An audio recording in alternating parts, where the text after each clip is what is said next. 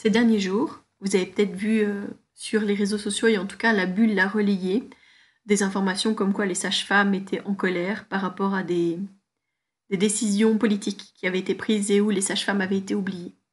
Aujourd'hui, ce que je vous propose, c'est l'interview de Muriel Conrad, qui est donc la présidente de l'Union professionnelle des sages-femmes belges, qui représente donc les sages-femmes francophones, qui est une des associations de sages-femmes francophones, puisqu'il y a une autre association professionnelle.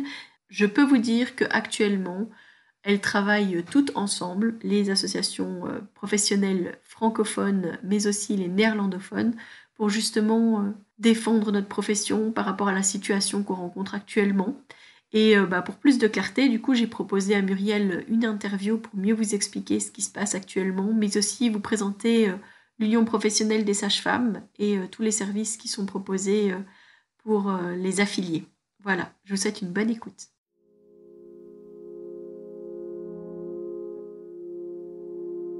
Bienvenue dans Bulle de Sage-Femme, le podcast qui déconstruit les croyances, démystifie les peurs sociétales, redonne toute sa place à la physiologie des femmes qui savent enfanter dans leur pleine puissance, mais aussi des bébés qui savent se mettre au monde.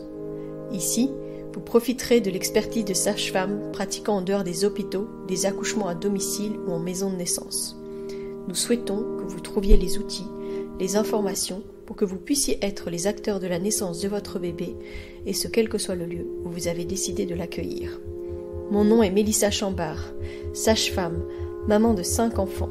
À chaque épisode, je vous partagerai mes astuces, mes bons plans, mon expertise, des anecdotes, mais aussi des témoignages de parents, de sages-femmes et des rencontres inspirantes autour de la périnatalité, dans la bienveillance, la force, la puissance. Allez, vas-y.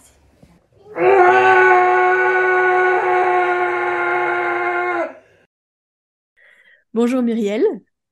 Bonjour Mélissa. Écoute, je suis ravie de t'accueillir aujourd'hui sur le podcast et de pouvoir discuter avec toi voilà, de l'actualité qu'on traverse actuellement pour les sages-femmes. Mais Ouais. avant de ça, j'aimerais bien justement que tu nous expliques, toi qui es donc la présidente de l'Union professionnelle des sages-femmes, voilà, que fait l'Union professionnelle? Qu'est-ce que c'est que l'Union professionnelle, donc l'UPSFB? Et quel est le rôle qu'a l'UPSFB et les instances dans lesquelles elle nous défend? Alors, l'Union professionnelle des sages-femmes, elle est essentiellement là pour défendre la profession de sage-femme, qu'elle soit hospitalière ou qu'elle soit extra-hospitalière, indépendante, dans la pratique des accouchements à l'hôpital, de suivi du postnatal ou dans la pratique des accouchements à la maison. Donc, essentiellement, c'est ça, c'est la défense de la profession. On travaille à différents niveaux de pouvoir, en fait, pour cette défense. C'est-à-dire qu'on va aller au niveau fédéral dans des instances comme le Conseil fédéral des sages-femmes, où on va émettre des avis au ministre pour le changement de la pratique. De nouveau, hein, pratique hospitalière, pratique extra-hospitalière. On a aussi l'INAMI, donc ça c'est le gros sujet, on en parlera un peu plus tard, mais c'est donc dans la défense de la revalorisation de la profession au niveau financier aussi. On est à différents niveaux de pouvoir, donc on a ce niveau de pouvoir-là fédéral, on est au niveau pouvoir communautaire et régional. On organise aussi des formations, beaucoup de formations pour pouvoir former évidemment les sages-femmes de terrain avec différentes formations hein, qui sont des formations plutôt pratico-pratiques ou des formations beaucoup plus larges. On organise des congrès aussi, un congrès minimum chaque année avec peut-être différentes, enfin là on va bientôt organiser aussi une pièce de théâtre qui se fera si mes souvenirs sont bons, 7 mars ou 9 mars, je ne sais plus, quelque chose comme ça. On fait quoi d'autre? C'est déjà pas mal, mais j'avais autre chose en tête aussi. On a une revue aussi, dans laquelle les sages-femmes qui sont affiliées à la revue, affiliées pardon, à l'UPSFB, ont 4 revues l'année, des revues avec des textes assez, enfin, fort scientifiques, voilà, tout ça, enfin, une super revue en fait. Avec des thèmes chaque, Des chaque thèmes. trimestre. Ouais, Oui, ouais. avec des thèmes chaque trimestre. Le dernier, c'était sur l'accouchement à la maison. Celui d'avant, c'était sur les pères. Voilà, c'est vraiment des revues d'une qualité super. Et aussi, l'UPSFB permet aussi aux sages-femmes d'avoir des assurances à des meilleurs prix. Enfin voilà, on est un regroupement de plusieurs sages-femmes. Donc, on est à peu près 15, voire 18, je pense, Dans le comité. dans le bureau, dans le comité, pour pouvoir défendre la profession à tous les niveaux de pouvoir, quoi. Super, merci beaucoup en tout cas de toutes ces explications. Et donc si je t'interviewe aujourd'hui, c'est parce que bah, justement notre métier traverse des actualités qui sont un peu compliquées. En tout cas, Mhm. on a pu se rendre compte à quel point on était encore une fois invisibilisé, et donc c'est pour ça que bah, on voit sur nos réseaux sociaux bah, voilà, qu'on se mobilise. Je pense que les gens voient de plus en plus hein, notre cigogne qui se tape la tête contre un Ouais, mur là. ok. Euh, Donc, en tout cas, une belle représentation de où est-ce qu'on en est. Et donc, du coup, bah, je pense que tout le monde n'a pas vraiment compris ce qui se passait et que Ouais. ça serait vraiment intéressant justement que bah, tu puisses nous réexpliquer qu'est-ce qui se passe et pourquoi est-ce que l'union professionnelle travaille si fort en cette période normalement de congé. Ah oui, oui, c'est vrai. Alors, il y a à peu près 2 semaines, oui, il y a 2 semaines maintenant, où on a reçu le budget, en fait, des soins de santé. Le gouvernement a signé tout un budget qui équivaut à 43,7 milliards d'euros pour au niveau fédéral et un certain budget au niveau des soins de santé. Il s'est avéré que dans ce partage des milliards, les sages-femmes ont été complètement oubliées. Ça veut dire qu'il y a 0 euro pour les sages-femmes. Alors, à partir de là, on a été vraiment en colère parce que c'est une non-reconnaissance de notre profession, qui est une profession qui va assez mal, en tout cas au niveau financier. Ça veut dire qu'une sage-femme ne sait pas vivre de sa profession à l'heure actuelle. Il y a une étude qui a été faite il y a 3 ans qui dit qu'une sage-femme à temps plein indépendante et conventionnée vit avec 3 000 € bruts. D'accord? Donc voilà, la colère, elle est partie de là. D'autant plus qu'on nous avait demandé de faire des efforts dans ce qu'on appelle des trajets de soins spécifiques. Donc, on devait aller rechercher un petit peu d'argent dans nos différents codes INAMI pour pouvoir financer ces trajets de soins. Mais on nous avait dit, vous tracassez pas, vous aurez sur le budget, etc. C'est un effort qu'on vous demande, mais ça va aller. Et donc, avec cet effort qu'on a fourni, on a perdu un code. Donc, on a perdu des valeurs V. Pour celles qui connaissent, c'est les valeurs que valent chaque code, en fait. Un nombre de V vaut des sous. Et donc, on a perdu des valeurs V, ce qui nous a, en fait, enclenché une perte d'un code de préparation à la naissance. Donc, ça veut dire qu'on perd un code, mais on nous avait dit, vous tracassez pas, vous allez récupérer. Sauf que là, ben, pas du tout. On a été ignoré complètement, même pas cité dans la liste budgétaire, quoi. Donc, c'est vraiment nous ignorer. Alors que Frank Van Den Broek prône de plus en plus les 1 000 jours. Donc, les 1 000 jours, je vous rappelle que c'est dès la conception de l'enfant jusqu'à l'entrée en crèche. Et donc, les soins de première ligne, et d'où les sages-femmes sont en fait les soins de première ligne, mais apparemment complètement ignorés dans le budget. Donc là, clairement, si ça veut dire que le budget il est de zéro pour les sages-femmes, ça représente quoi? Alors, ça représente qu'il n'y a pas de valorisation des codes. Donc, nous, on avait demandé une valorisation du code J6 après l'accouchement, donc le 6e jour après l'accouchement, pour pouvoir revaloriser un petit peu le postpartum, ce qui équivalait à 7 millions d'euros, ce qui n'était pas énorme hein, sur les 43 milliards. Et donc, ça veut dire qu'il ne va rien se passer si ce n'est l'indexation obligatoire qu'il va y avoir. Mais on a perdu un code. On a une prime de convention qu'on a eue cette année, mais comme les sages-femmes sont les plus conventionnées, ben on la perd déjà l'année prochaine. Et en plus, on n'a aucune revalorisation de nos codes. Donc, en fait, on est perdante sur tous les coups. Alors que, soyons clairs, les sages-femmes avaient déjà fait des efforts budgétaires Oui, puisqu'on avait déjà renoncé à un code voilà, postpartum et à un code exactement. accompagnement sage-femme à l'hôpital. Sage-femme. C'est ça, on avait laissé ça pour, en tout cas, le code J7 postpartum avait été laissé pour une prime télématique qui, à l'heure actuelle, selon les conditions, ben, l'année passée, il y a 53 sages-femmes au niveau Flandre et Wallonie, hein, ont eu accès à cette prime télématique. Hein. D'accord? Donc, on a perdu un code J7 à je ne sais combien de millions pour rendre une prime télématique à 53 sages-femmes, quoi. C'est de la folie. Enfin, voilà. Mais alors, Frank Vandenbroek se défend sur ça en disant qu'il a débloqué 11 millions d'euros pour les sages-femmes cette année sur un trajet clinique qui s'appelle le Born in Belgium, en fait. Il a donné 10 millions pour ce trajet clinique qui est un trajet pour les femmes vulnérables. Donc, il faut savoir que les femmes vulnérables représentent 4% de la société, ce qui est très faible. Donc, les 96% d'autres n'ont pas le droit d'être valorisés, quoi. Donc, les 96% du travail supplémentaire de la sage-femme n'ont pas le droit d'être valorisés. Mais en plus, dans ces trajets cliniques-là, la sage-femme, elle a un rôle vraiment, et encore, on n'est même pas sûr qu'elle va avoir un rôle dans ce trajet-là, parce qu'il faut savoir que il a donné les pouvoirs, le budget de la coordination à l'ONE, qui au départ n'en voulait pas, mais va l'avoir, et l'ONE va redistribuer aux différents intervenants autour de la femme vulnérable, c'est-à-dire les gynécos, les pédiatres, enfin Les voilà, assistantes les sociales. assistantes sociales, etc. Et nous, la sage-femme, on va peut-être, à un moment donné, arriver dans cette prise en charge, mais on n'est même pas sûr. Et donc, il défend l'idée qu'il a déjà donné des millions et qu'il ne voyait pas pourquoi il allait revaloriser les codes J6, comme je vous ai parlé au début, parce qu'il avait donné déjà 11 millions. Vous Oui, donc voyez? concrètement, il n'y a aucune valorisation. On aura une petite Bien. indexation, mais quand on met ça sur l'ensemble de nos codes, ça représente quasi rien.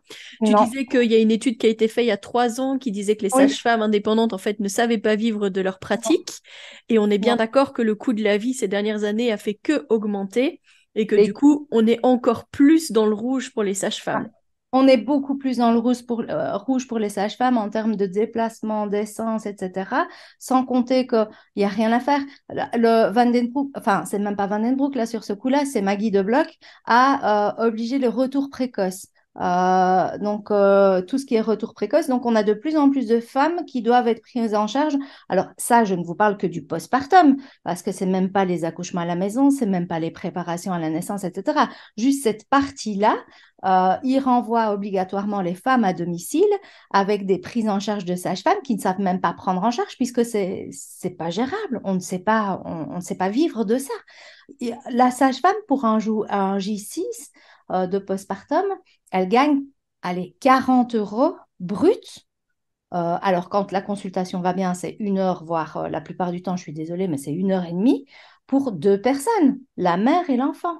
Donc, personne ne bosse avec 40 euros brut pour deux personnes. Ah, c'est juste pas possible. Et ça, c'est que le postpartum, d'accord?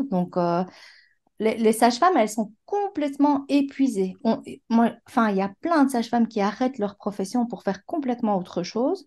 L'étude aussi, on avait interrogé, l'UPSFB avait interrogé les sages-femmes extra-hospitalières et il y avait, je pense, si mes souvenirs sont bons, plus de 20% ou à 30% des sages-femmes qui ne referaient pas ces études-là. D'accord? Tellement, enfin, énergiquement parlant, c'est juste pas possible et pour rien du tout. Il y a un moment donné, alors c'est OK, la sage-femme, elle a un peu ce côté aussi Saint-Bernard, on va sauver un peu tout le monde, mais il y a un moment donné, il faut qu'on vive, quoi. Enfin, je veux dire, faut arrêter.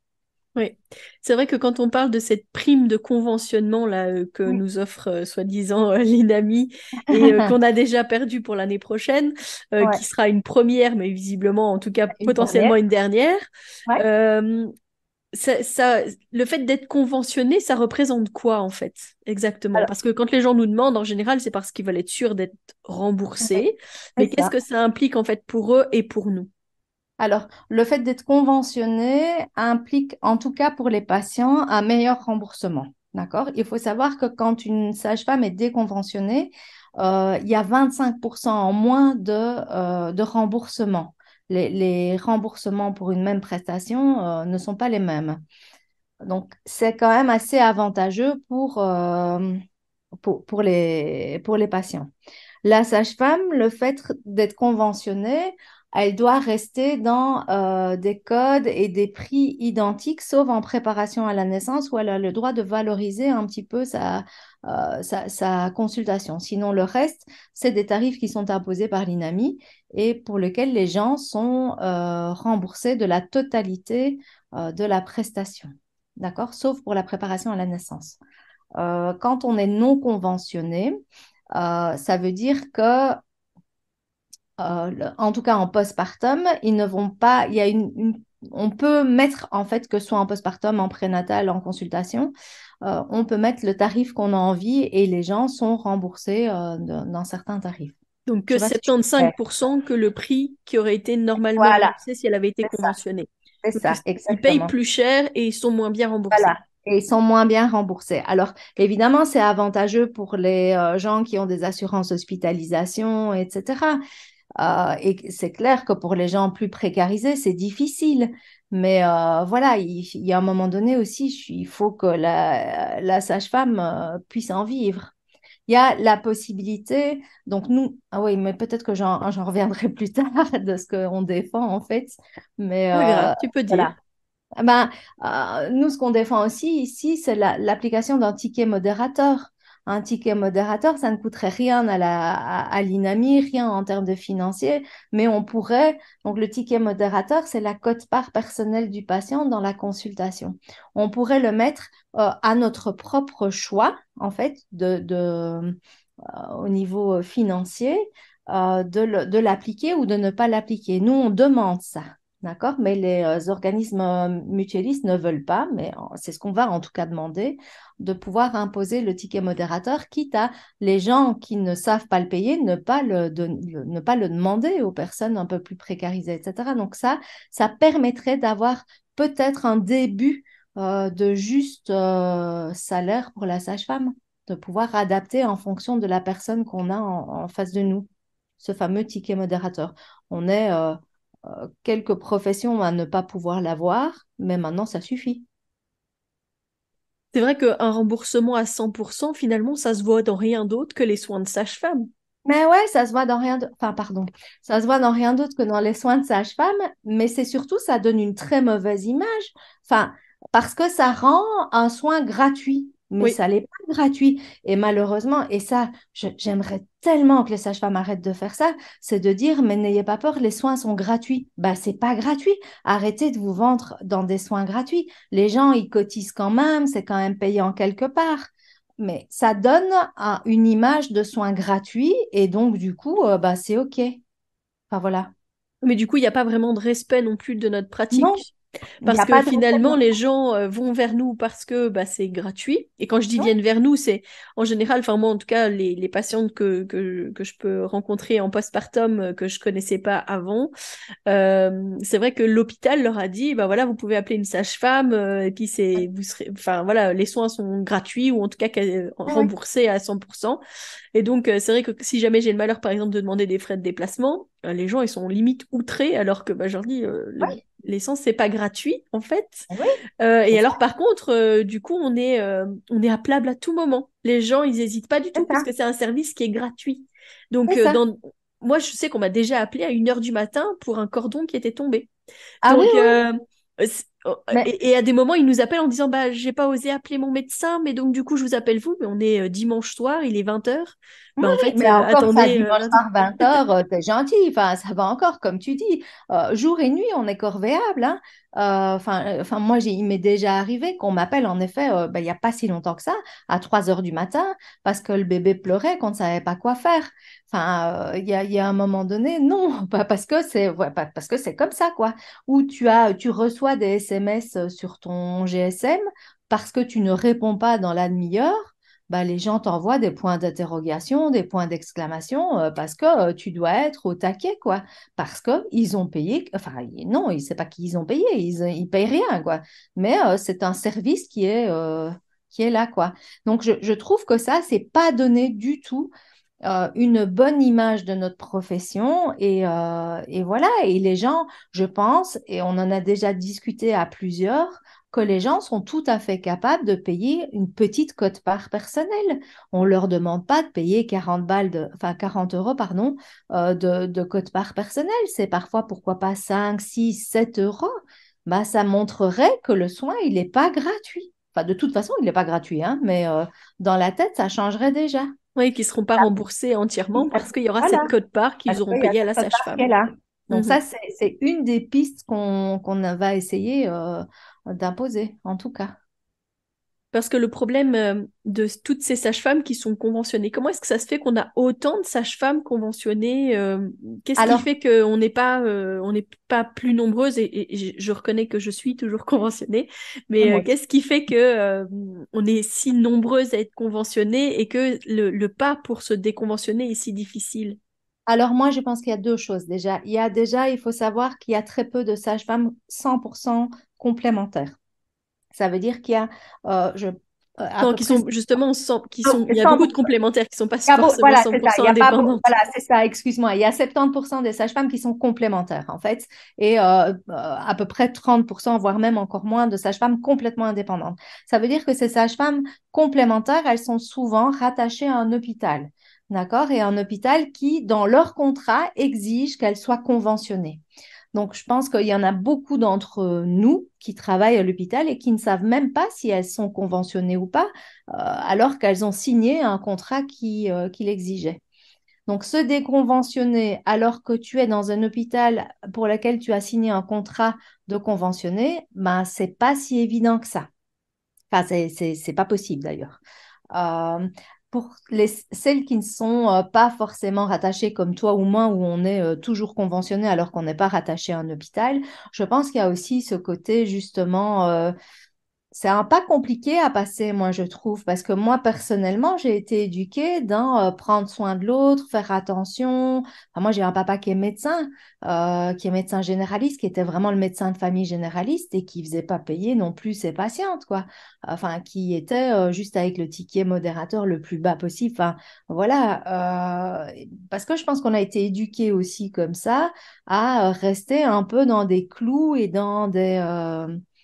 ouais, On veut rester à la portée de tout le monde, en fait. voilà, on veut rester à la portée de tout le monde, on veut, enfin moi personnellement, je sais que je vais avoir du mal à faire ce pas-là si je dois le faire, parce que pour moi, tout le monde a droit à avoir l'accès à une sage-femme avec des soins, un prix abordable. Moi, la médecine à deux vitesses, ça me met vraiment mal à l'aise, mais je vais pas savoir vivre, je peux plus vivre comme ça. Non, on est Enfin bien voilà, d'accord. faut arrêter quoi. À un moment, ça en va de notre, ouais, de notre santé, de notre survie, quoi. Mais je pense qu'il y a ça. Enfin, je ne sais pas ce que tu en penses, mais je pense que que Je c'est pense que c'est vraiment ça. beaucoup ça et je pense que, enfin, je sais que vous avez relayé sur nos réseaux sociaux, bah voilà, cette étude qui avait été faite et comme quoi il y avait quand même près de 80% des sages-femmes qui étaient conventionnées, qui disaient justement qu'elles étaient conventionnées parce qu'elles ne souhaitaient pas être, voilà, une charge financière pour leurs patientes. Ça, c'était Mhm. clairement ça. C'est ça. Mais C'est donc ça. c'est vrai qu'en fait c'est un choix pour les autres et finalement pas un choix pour nous. Non, c'est ça. Mais après, quand tu vois, quand tu fais quand même parfois certains sacrifices et puis que tu vois que les gens, ils ne se présentent même pas à ta consultation ou ne t'ouvrent pas parce qu'ils sont à des shootings photos qui mettent quand même, je sais pas combien de centaines d'euros pour aller et que toi, tu n'oses même pas demander tes frais de déplacement. Ah, faut qu'on arrête, quoi. Et ça, Aline Skountius l'a vraiment bien expliqué dans un billet qu'elle a fait à la première la semaine passée sur ce concept ouais, de Saint-Bernard de la Sage-Femme, quoi. Voilà. C'est, enfin, je vous invite à le lire, ce Ben, je le petit mettrai en lien dans la description billet. du Ouais. podcast parce que Mais je pense que c'est important. Et effectivement, je pense que si nous, on ne change pas le regard sur la valeur de notre travail, en fait, parce que finalement, de pas demander plus, je pense que c'est aussi parce que on a parfois peur, effectivement, d'être un poids pour les autres, mais je pense qu'on a aussi peur de reconnaître la valeur de notre travail, alors que on fait tellement au quotidien, on donne tellement au quotidien. Et c'est vrai que moi, je me suis aussi retrouvée dans des situations où j'ai des gens que je ne connais pas qui m'appellent dans l'après-midi pour me dire, ah bah voilà, je sors de l'hôpital, j'ai besoin de voir une sage-femme, il faut absolument que vous veniez demain pour faire une prise de sang à mon bébé. Et c'est clair que quand moi je leur dis, ah mais demain ça va pas être possible en fait, ma journée est déjà complète, les gens sont outrés. J'ai déjà eu des gens qui m'ont limite insulté au téléphone parce que je leur disais que je pouvais pas passer le lendemain, quoi. Donc Oui, je et pense puis qu'il est temps aussi de reconnaître la place de la sage-femme et de dire, mais en fait, prenez contact avec une sage-femme en prénatal parce qu'elle vous mettra dans son planning et que ce sera beaucoup plus après, facile. ça aussi, hein, ça aussi, c'est aux autres professionnels avec qui on travaille en interdisciplinarité aussi, à peut-être faire ça aussi. Enfin, tu vois, les gynécos, par exemple, pourquoi est-ce qu'ils n'envoient pas dès le départ? Ils savent qu'ils vont avoir, il doit y avoir une sage-femme. Bon, maintenant, ça change beaucoup, il y en a quand même beaucoup qui le font, mais ils savent quand même qu'il va y avoir l'obligation d'avoir une sage-femme dans le circuit. Pourquoi est-ce qu'on n'en parle pas aux patientes dès le départ pour déjà prendre contact avec une sage-femme pour justement leur tour? Après, qu'elles veulent faire de la préparation ou qu'elles en veulent pas, ben voilà, ça leur appartient. Mais c'est toujours très intéressant de voir une sage-femme aussi après, avant, pardon, pour cette préparation et pour être. Il y a une étude du Lancet qui explique quand même très bien que les sages-femmes vont enfin, permettre à la mère et à l'enfant d'être en santé pour tout le reste de sa vie parce qu'elle a été prise en charge par une sage-femme, quoi. Faut, enfin, Pour faut un mettre peu l'église au milieu du village. et alors, tu vois, ça, c'est la problématique aussi du gouvernement. C'est que là, on a des réunions, on a eu une réunion, puisque comme tu l'as bien dit, on est en colère et donc, du coup, on bouge un peu les choses. On a eu une réunion avec le cabinet, assez rapidement d'ailleurs, avec le cabinet Van den Broek et avec Monsieur Bertel et une dame, j'ai oublié son nom. Eh ben, ils savaient pas notre métier, quoi. Enfin, tu vois, on nous a dit, bah, enfin, pourquoi est-ce que vous voulez revaloriser un J6 de postpartum? Puisque de toute façon, il y a Hinangezine et l'ONE qui passe. Mais alors, on leur a dit, mais attendez, vous croyez qu'ils appellent l'ONE comme tu l'as si bien dit tantôt, à 3 heures du matin parce que le cordon est tombé, ou ben, quand il y a un problème d'allaitement, c'est pas l'ONE qu'on va aller chercher, hein, c'est la sage-femme qu'on va aller chercher. Ah oui, vous pensez? Donc, même le gouvernement ne sait pas, ne connaît pas notre profession. Qu'est-ce que tu veux qui nous donne du budget en ne connaissant pas notre profession? Il faudrait qu'un minimum, ils se renseignent sur nous, quoi.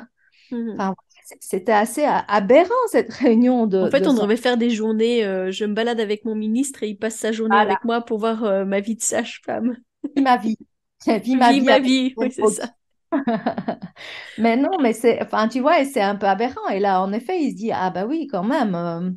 Parce que là, il faut avouer aussi que cette colère qui est là, elle est des deux côtés. Pour une fois, on est côté flamand et côté wallon exactement sur la même lignée.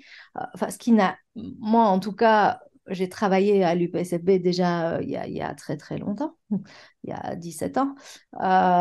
Et puis j'ai fait une grosse pause, mais déjà à cette époque-là, et encore moins quand je suis revenue il y a à peu près 5 ans maintenant, bah, on ne travaillait pas ensemble, on n'était souvent pas du tout sur la même longueur d'onde. Et là, ça c'est incroyable, on est exactement sur la même longueur d'onde et on est au combat ensemble. Et ça c'est assez exceptionnel aussi pour nous. Donc c'est bien pour une fois, et les Flamands tiennent le bon bout aussi et expliquent aussi au cabinet ce que c'est que notre profession, quoi. Bah oui, moi je parle très souvent justement de qu'est-ce qui se passe voilà, pour les sages-femmes qui pratiquent en dehors des hôpitaux, puisque c'est un peu le Mm. leitmotiv de ce Oui, podcast. Mais c'est oui. clair que même une collègue qui ne ferait que du postpartum, à 39,15 € la consultation pendant une heure et demie, compter entre chaque patiente les temps de transport, c'est Mm. impossible d'en vivre C'est en fait. impossible. C'est Ouais. impossible. Bah, et comme je te disais, en effet, ce n'est que le côté du postpartum, parce que ne parlons pas du côté accouchement, accouchement à la maison, prénatal, enfin toute la responsabilité qu'on prend, hein. Alors que ce soit en postpartum, en prénatal, on a une responsabilité de deux personnes, de la mère et de l'enfant. Pour ce budget-là, c'est du grand n'importe quoi. Ouais, tout à fait. Et Ah, c'est dis-moi pas un du... petit peu du coup, qu'est-ce que pourraient Ouais. faire les personnes qui nous écoutent? Donc les sages-femmes, moi je vous invite Ouais. en tout cas à vous affilier à l'union Alors, professionnelle si ce n'est pas encore le cas, mais je ne sais pas ce qui va être potentiellement mis en place et ce que tu proposes, mais alors, qu'est-ce que peuvent faire les sages-femmes? Alors, à l'heure actuelle, il y a beaucoup de choses, enfin, on est encore dans beaucoup de réunions et des choses comme ça, mais ce qui est très clair, c'est que plus on va signer la carte blanche, plus en fait, on va pouvoir avoir du poids avec cette carte blanche. Côté flamand, elles ont aussi une pétition qu'on peut aussi signer. Donc, ça veut dire qu'à l'heure actuelle, on a à peu près 8 000 personnes pour regrouper les deux côtés qui ont signé. Donc ça, c'est très chouette. Que les sages-femmes signent, les pédiatres, les gynécos, les professionnels de terrain ou les parents ou la personne lambda signent parce qu'alors on va avec au niveau du gouvernement.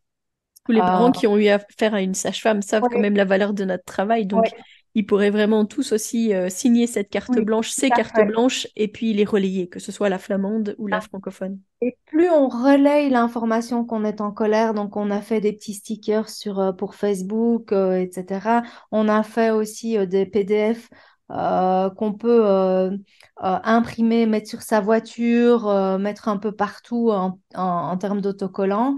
Ça, c'est possible aussi et ça, vous le trouvez sur le site de l'UPSFB. On l'a mis sur le site, mais ça, c'est accès à même toute personne lambda, pas forcément affiliée à l'UPSFB.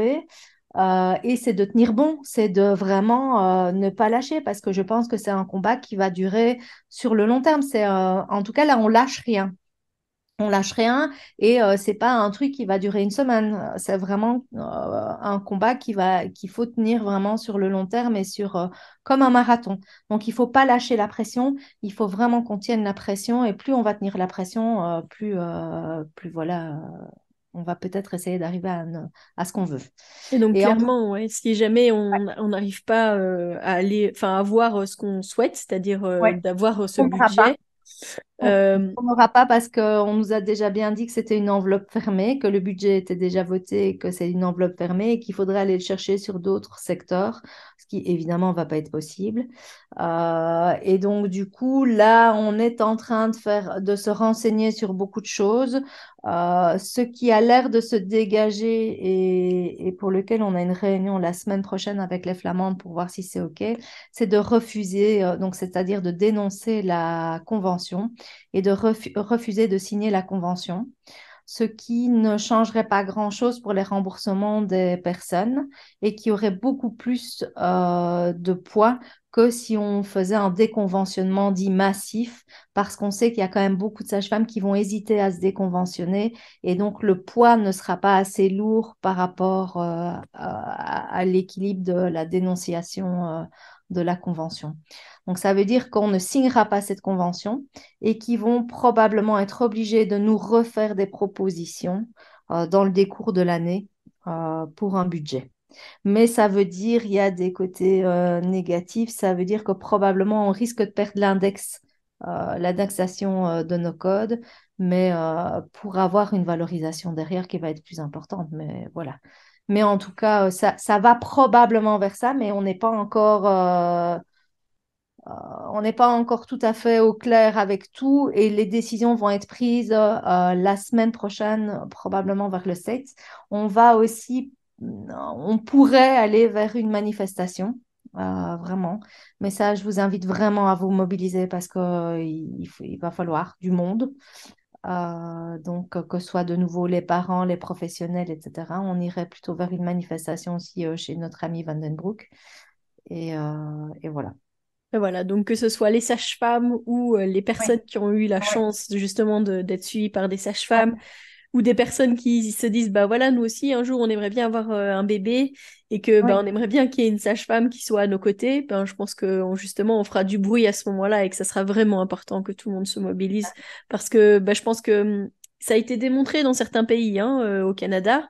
Les parents se sont fort mobilisés, c'est ce qui a réussi à faire en sorte qu'il y ait des maisons de naissance qui s'ouvrent et qu'on reconnaisse les sages-femmes.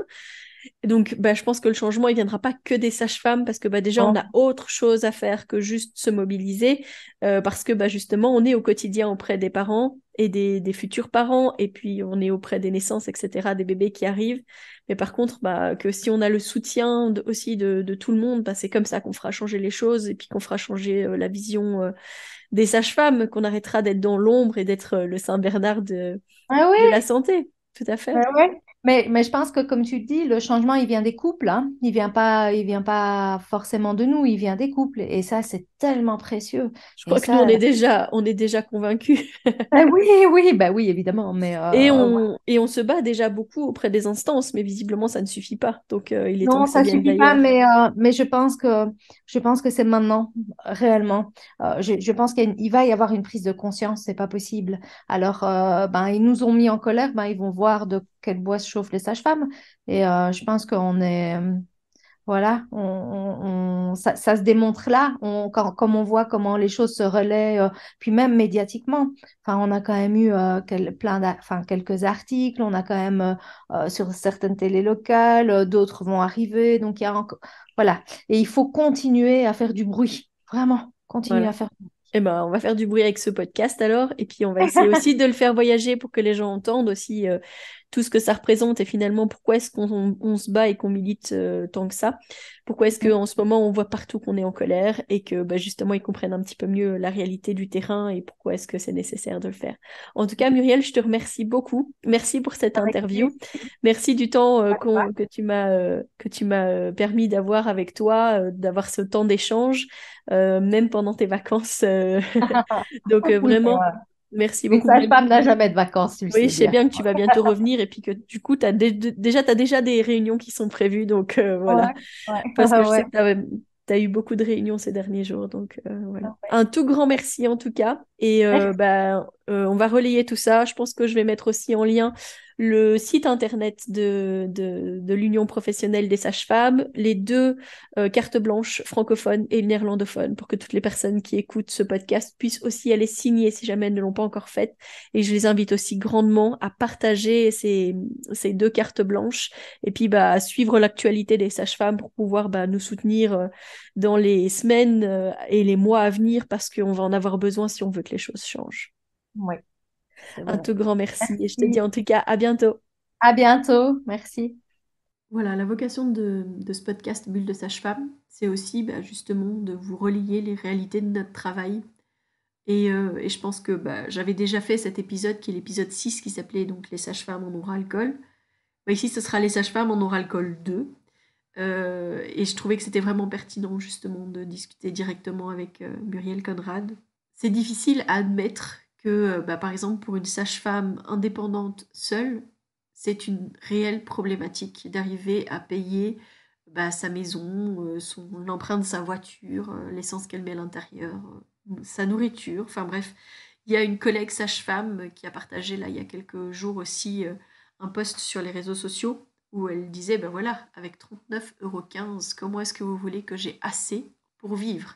J'en ai rediscuté encore avec une autre ancienne collègue qui est venue à la bulle ces derniers jours pour un accompagnement et qui m'a dit justement qu'elle ne travaillait plus comme sage-femme et elle ne travaillait plus comme sage-femme parce que elle a été maman solo et que elle ne pouvait pas vivre en fait de son métier de sage-femme, qu'elle ne s'en sortait pas financièrement et que c'est pour ça qu'elle s'était reconvertie et qu'elle travaillait dans autre chose. Ça pose question parce que elle me disait moi ce que j'aurais aimé c'est pouvoir pratiquer comme toi, c'est être disponible pour les femmes, pour les couples, pour accompagner des naissances, mais tout ça demande une disponibilité qui est telle que par exemple c'est quand même difficile en fait d'avoir un autre job à côté alors que juste notre métier de sage-femme nous permet pas vraiment d'en vivre. Et c'est clair que moi, je pense que je peux le dire clairement, sans mon mari, en fait, je ne pourrais pas faire ce métier-là parce qu'en fait, si jamais il lui arrivait quoi que ce soit, je serais dans l'impossibilité de payer toutes les charges qui sont sur nous parce que mon métier ne me paierait pas assez. Voilà. Je pense que à la fin de cet épisode, je vous ai déjà relayé assez tout ce que vous pouviez faire. Je remets donc en lien et en description de cet épisode les différentes cartes blanches. Je vais aussi vous partager ce post de notre collègue Aline Skounches et de Luceria, sage-femme aussi, donc, qui est Sarah Klavinsky, qui avait aussi partagé sur ses réseaux sociaux toute une carte blanche personnelle par rapport à la réalité de son travail de sage-femme indépendante complète. Je vous donne rendez-vous la semaine prochaine. D'ici là, portez-vous bien. Si vous souhaitez échanger à propos des différents sujets abordés dans ce podcast, vous pouvez interagir sur les posts dédiés à chaque épisode sur nos réseaux sociaux Facebook et Instagram. Vous pouvez également me joindre par email à melissa.chambard@gmail.com. Je serai également ravie de collaborer avec vous, que ce soit pour un témoignage, une rencontre ou pour savoir quel sujet vous intéresserait à l'avenir. Je vous invite à vous abonner pour ne rien louper des prochains épisodes, mettre des étoiles, des commentaires et surtout à partager pour faire rayonner, voyager ce podcast, pour démystifier l'accouchement en dehors de l'hôpital, parler de ses suivis, de ses naissances et continuer à accueillir en douceur les adultes de demain.